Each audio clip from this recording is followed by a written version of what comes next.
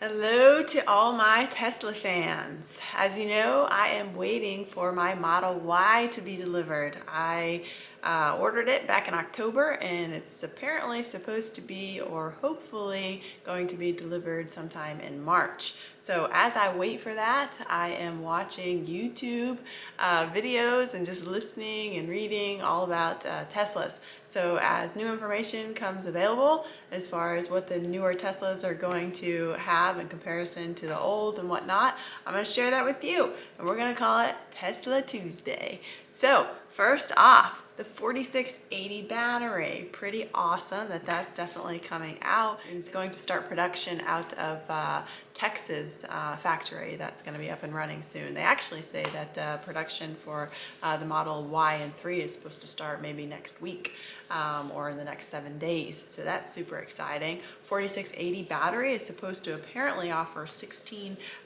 more range, which is awesome because the more range, the better. In my opinion, you can't get enough. And I personally am a little bit worried about the range factor.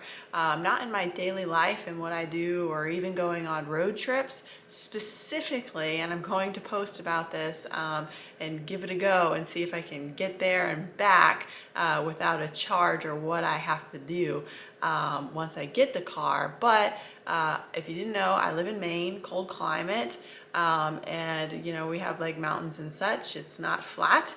And we have a family camp in the Rangeley area, and that is about 110 miles away from me.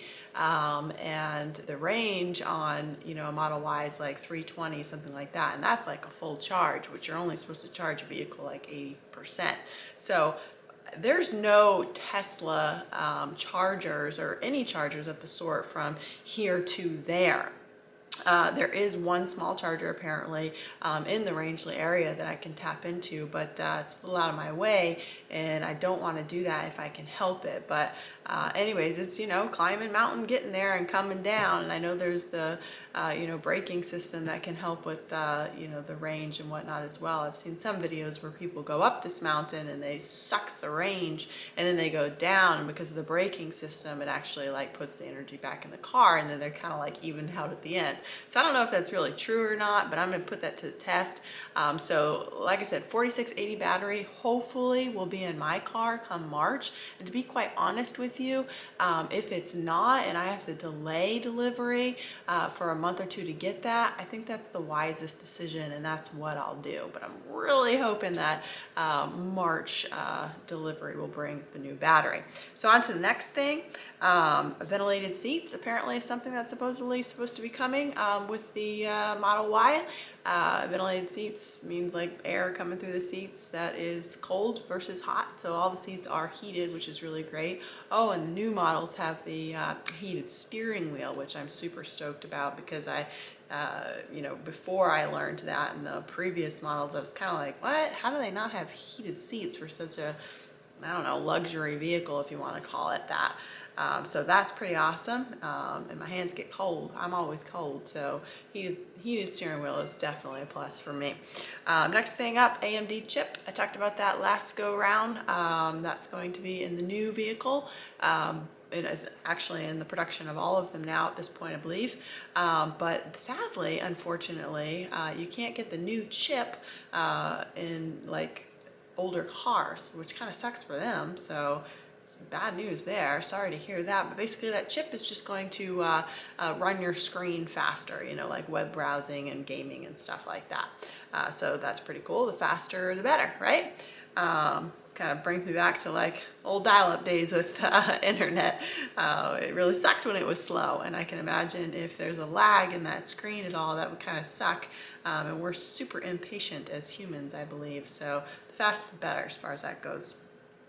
Double pane glass in the rear windows is apparently coming, so that's pretty awesome. And the whole point of that is to kind of quiet down the noise inside the cabin or inside the car. I'm talking like I'm like on an airplane or something. Anyways, the double pane windows on the front windows are actually fairly newer, and they weren't like that before. So I guess with electric vehicles, they're pretty quiet quiet. They don't have the noise of the engine, you know, the motor. So offering that double pane window to the back is obviously going to quiet down the noise inside some even more. So I don't know if that means that they're going to put the double pane window in the back, like, you know, the hatchback, but that'd be pretty cool too if they were going to do that. I did see a video a while back that they had added it to that to the hatchback glass in China. I don't know, maybe that was misinformation, but you know, if they just did it to all the windows, I don't know why not, they should. So another awesome thing, because of the climate I live in, is heated wipers, or a heated wiper area to kind of, you know, warm up ice and snow. If you don't live in that climate, that's like a super duper perk for us if we had that. You wouldn't believe the times I've actually been like jamming on my window trying to break up ice or whatever, and I've even cracked my window before doing that. So I wasn't very happy that day though, because I needed to go and I was kind of, you know, a little pissed off and like hitting a little harder than I should. I definitely learned my lesson there. I slowed down. I tried to, you know, warm up my car first before I attacked the ice, but any bit of extra help we can get there, you know, I'll take it. So I'm excited personally about the heated windshield wipers possibly coming soon. And then another thing, just the full self-driving. That is something that I did not pay for. That's an extra $10,000, and I think that's absolutely ludicrous because I don't know how long I'm going to be keeping this vehicle, right? So do I want to invest $10,000 in something that I could like very well turn around and sell like a year later if I hate it, and basically not really necessarily get my money back for that? I mean, I don't know where the whole electric market vehicle is going, but to me, it's not worth it. And you can also get full self-driving, if you didn't know, by a monthly fee. So I think it's like $100, $99 or something like that a month. So if I want to try it out, I can do that. And if you do the calculation on that, you know, $100 a month for X amount of time, I mean, I'd have to have the car for several years anyways to pay off the $10,000 investment in the full self-driving to have it for like the life of the vehicle. So about the full self-driving, apparently here soon in the next few days, I believe, it's going to be going up to $12,000. So I bet you that's, you know, I mean, it's gone up in the past from like, I think 8 to 10, and now we're going from 10 to 12. You know, obviously it's another way for them to make more money.